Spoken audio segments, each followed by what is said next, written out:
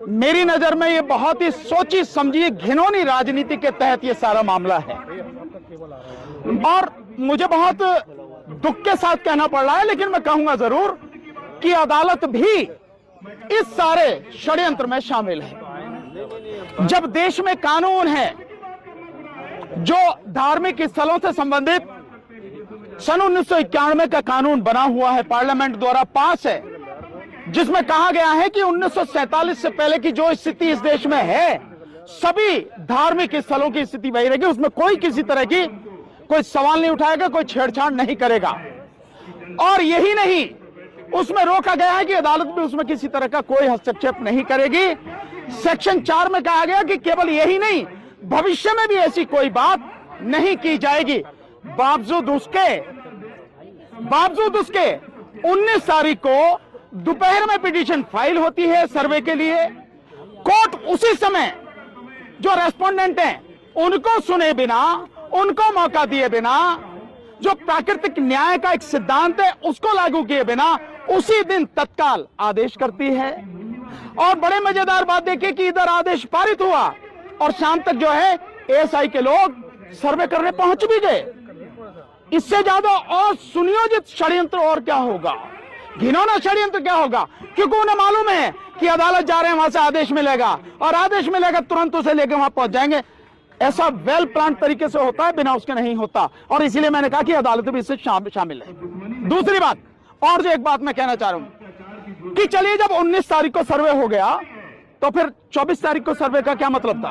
और सुबह 6 साढ़े 6 बजे पहुंच के सर्वे करने, और उसके बाद में जो हुआ 5 नौजवान बच्चे जो हैं हमारे, उनकी जान चली गई, हत्या की गई उनकी। मैं सीधा कहूंगा उनकी हत्या। पहले सवाल का जवाब ले लीजिए यार, इसीलिए मैंने आपसे कहा पहले जवाब आने दो, उसके बाद में जो आप सवाल पूछना।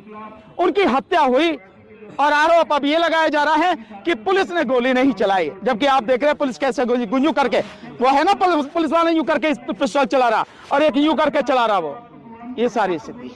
लेकिन पुलिस कमिश्नर ने इनकार किया है सर कि पुलिस की गोली से। आपने कभी देखा है कि कोई अपराधी ये कहता हो कि मैंने अपराध किया है? सर खुदाई का जो मसला है कि जो एएसआई खुदाई कर सकता है कि नहीं कर सकता? नहीं कर सकता।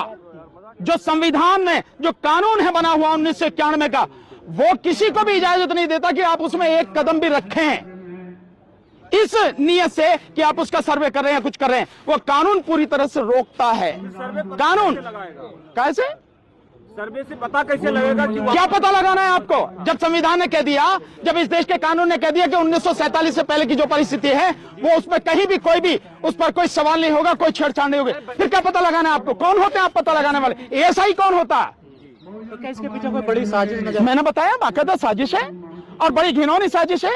और अगर ये साजिश नहीं होती तो पिटीशन पड़ा, विपक्षी को मौका दिए बिना आदेश हो गए और आदेश तुरंत लागू हो गया। यहाँ सालों साल आदेश पड़े रहते हैं, धूल चाटते रहते हैं, मिट्टी लग जाती है उनपे, अधिकारी कभी गौर ही नहीं करते। और यहाँ तो पहले से तैयार बैठने, सांझ को पहुंच गए वहां। और क्या चाहिए? षड्यंत्र कैसे होता, मिली भगत कैसे होती है, ये सब कुछ सामने है। और 24 तारीख को क्यों किया गया, इसका भी एक कारण है।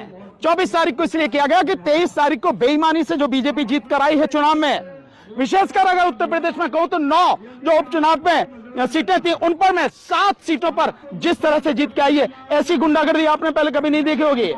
मुस्लिम समाज के लोगों को रिवॉल्वर से डराया गया, रोका गया। कुंदरकी में जाटव समाज के लोगों को, यादव समाज के लोगों को, मुस्लिम समाज के लोगों को वोट डालने से रोका गया। ऐसी गुंडागर्दी आपने देखी कभी? इलेक्शन कमीशन क्या था, कहां था वो? कौन से बिल में घुसा हुआ था?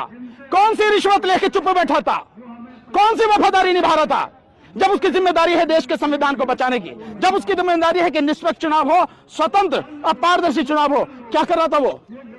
इसलिए ये सब कुछ सोचे समझे साजिश के तहत हो रहा। कहा जा रहा है पुलिस की तरफ संभल का क्या ऐसा भी आरोप? यार इन्हें तो पूछ लें दो, आपने पूछ लिया। सर कहा जा रहा है पुलिस की तरफ से कि पत्थरबाजी की गई थी, उसको कंट्रोल करना। आप बहुत सिंपल सी बात है कि जो पत्थरबाजी का आप आरोप लगा रहे हैं, मैं मानता हूं कि पत्थरबाजी हुई है, और शुरुआत किसने की है?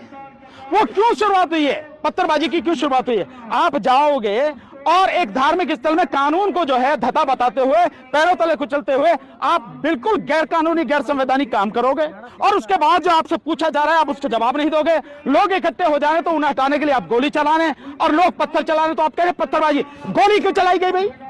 पत्थरबाजी से पहले आप इसका जवाब दो कि गोली क्यों चलाई गई।